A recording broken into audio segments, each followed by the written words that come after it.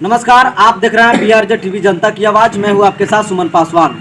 इस वक्त मैं मौजूद हूं बिहार के मोतिहारी जिला अंतर्गत चिरैया प्रखंड के पटजिलवा गांव में।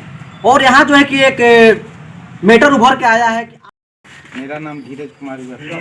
धीरज कुमार दलित समाज से आप आते हैं? जी, दलित समाज से, चमार जाति से आता हूँ। जी, क्या है मैटर, विशेष मैटर आप बताइए। सबसे पहले आपको मैं धन्यवाद देता हूँ कि सुदूर गांव में आकर आप दलित समाज पर जो अत्याचार हुआ है उसका आप अपने स्तर से प्रकाशन कर रहे हैं। 9 बजे की समय है, 8/12/21 को हम चाय पिलाने जा रहे थे मतदान कर्मी को।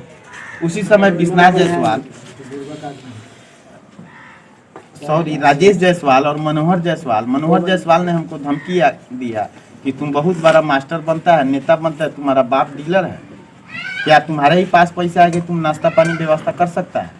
हम कहें कि आपके सामने मेरा औकात क्या है, हम सरकारी कर्मचारी के नाते नाश्ता पानी व्यवस्था करें।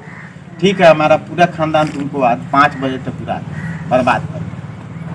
फिर 3 घंटा बाद हमारे चाचा जी को फ़ोन करता है कि गलती हो गया, हम व्हाट्सअप है। तो चाचा जी बुला, हम वहाँ गए तो उस समय बोला कि हम बीपी की दवा नहीं खाए हैं, बीपी मेरा बढ़ गया था, हम तुमको बेटा स्वरूप मानते हैं, गलती सही है।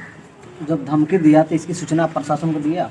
इसकी सूचना हम प्रशासन को नहीं दिए सर, इतना ना काम मेरे ऊपर लोड था, 3-5 बूथ का देख रेख करना।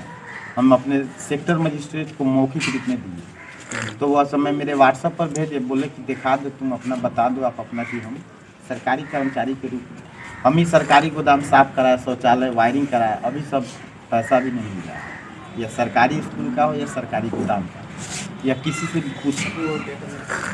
और उस दिन बात हुई 10 तारीख को, जैसे रात में प्रशासन आई, प्रशासन के पीछे प्रमोद जायसवाल, ब्रिजकिशोर राम, दिग्नू राम, राहुल पासवानी लोग बोले कि चलिए प्रशासन के पास।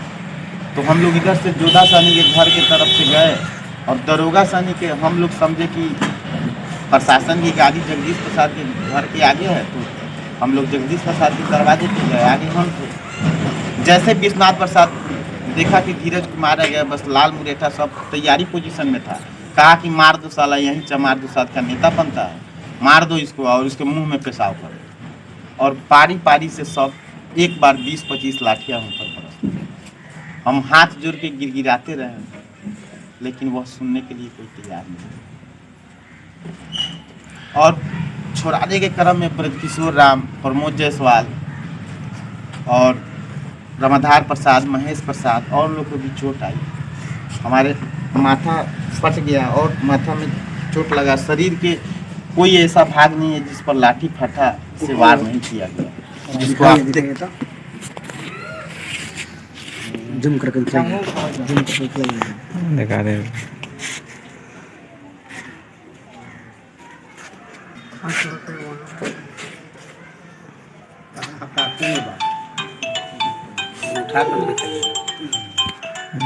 यहाँ से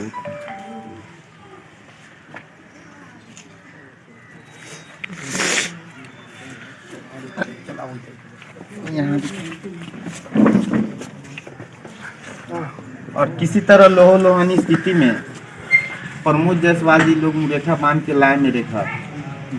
तो हमारे चाचा जी गाड़ी में बैठा के 4-5 आदमी ले जा रहे थे। उस समय गाड़ी देखे, उस समय चाचा जी बारा बाबू के भेज किए, तो बारा बाबू बोले कि लड़का का हालत नाजुक है, पहले जाके इलाज कराइए। हम लोग सदर अस्पताल में गए, इलाज कराया। 11 तारीख को भी इलाज हुआ और 12 तारीख को इलाज हुआ, एक्सरे कराया, एक्सरे मेरे पास है। और 12 तारीख को शाम के 7 बजे बराबर क्या बतलाया? डॉक्टर बतलाया कि यहाँ बहुत फटा हुआ है, इसका इंजरी बनेगा, चोट लगा हुआ है, यह सब में मांस में चोट है, कहीं बहुत समय लगेगा। और यहाँ मेरा बायां हाथ जो है क्रैक हो गया, जो एक्सरे से देख सकते। और कल आवेदन दिया, आज बारा बाबू बुलाए हैं, बोले कि ठीक है उचित कार्रवाई होगी। अभी भी उन लोग के द्वारा कहीं से न कहीं से मैसेज दिया जा रहा है कि जो टारगेट है, पहला टारगेट वो पूरा हुआ। क्या टारगेट था? 35 जो लड़का है जो हम लोग के ग्रुप में काम करते थे, वो लीडर हम थे, तो 1 नंबर थे। तो मेरा टारगेट पूरा हुआ। दूसरा राम बाबू राम है, तीसरा सुगम्बर पासवान है, सब बारी बारी कर बगल के एक टोला है, एक चाय दुकान पे सुरेंद्र सनी नायका टोला के जो देवलाल सनी के समर्थक हैं, वो अभी उस चाय दुकान पे बोल रहे थे कि अभी तक एक हॉस्पिटल गया, अभी 34 बाकी है इस सभी में 30 बाकी 34 लोगों का भी इसी तरह हाल होगा, नहीं तो संभल है। एक हम लोग के ग्रुप में सुनील पासवान है, उसके पिता जयकरण पासवान को बोले कि तुम अपने बेटा को समझा दो, नहीं तो उसका भी बुरा हाल है, भेज दो बाहर, खुला भेज चैलेंज दो। किया जा रहा है। जी निकाल खुला भेज दो चल। जल्दी। और फेसबुक के माध्यम से भी धीरज कुमार, रामबाबू राम और पासवान जाति लोगों को देवलाल सहनी धमकी दे रहा है कि अभी तो यह पारी शुरुआत हुआ, अभी पूरा अंत तक बाकी। और सर बड़े विश्वनाथ जायसवाल के घर में आईएएस से लेके जज, दो वकील और अरबपति लोग हैं, और आज तक आज़ादी से लेके अभी तक पूरे दलित समाज गांव को तोड़ने फोड़ने, लड़ने लड़ाने, मारने पीटने भगाने का काम किया।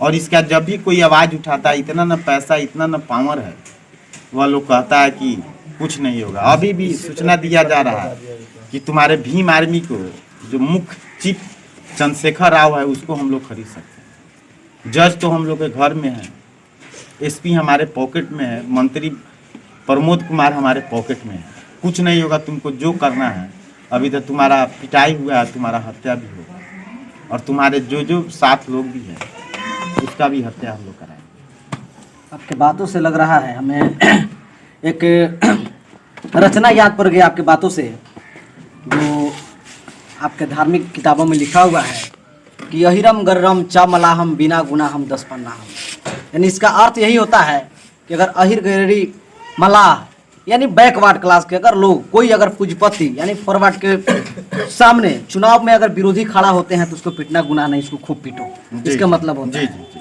तो आप भी वही काम किया कि आप बैकवर्ड होकर के आप उसका विरोध किए। जी। आप दलित समाज होकर आप उसका विरोध किए, इसलिए आपका पिटाई किया गया। जी। फिर अगला रचना कहते हैं जी। कि ढोल गंवार शूद्र पशुनारी ये सब तारण के अधिकारी।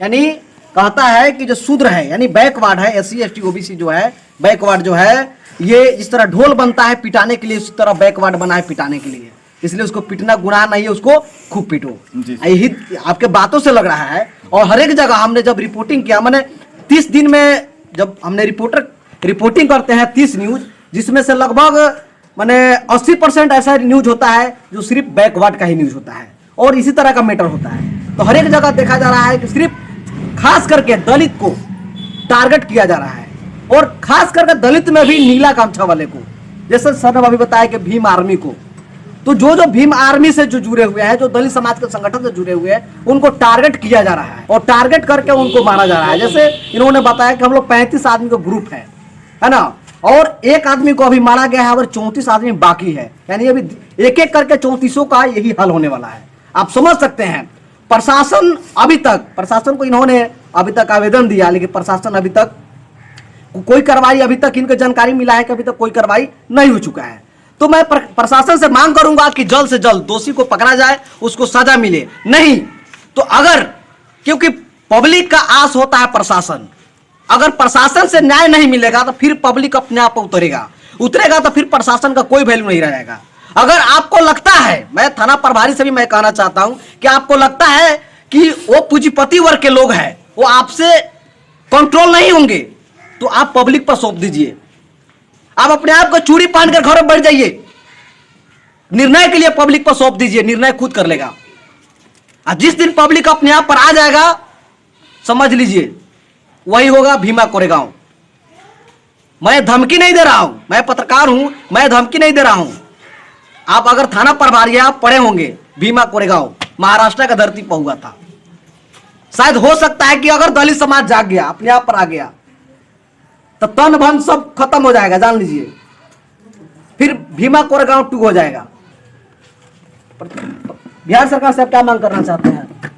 बिहार सरकार से मुख्य मांग करते हैं कि मुझे न्याय चाहिए, और उसके जितने भी पट्टेदार है जो आय से अधिक संपत्ति जो है, दोहरी नागरिकता लेकर नेपाल में और भारत में नागरिकता लेके अकूत संपत्ति जो बनाए हैं, जिसकी जांच हो, जिसकी पर्दाफाश हो और उसकी दंड हो। क्या उम्मीद है आपको प्रशासन से कि आपको न्याय मिलेगा? जी, प्रशासन से तो उम्मीद है, और आप लोग सहयोग करेंगे तो निश्चित में।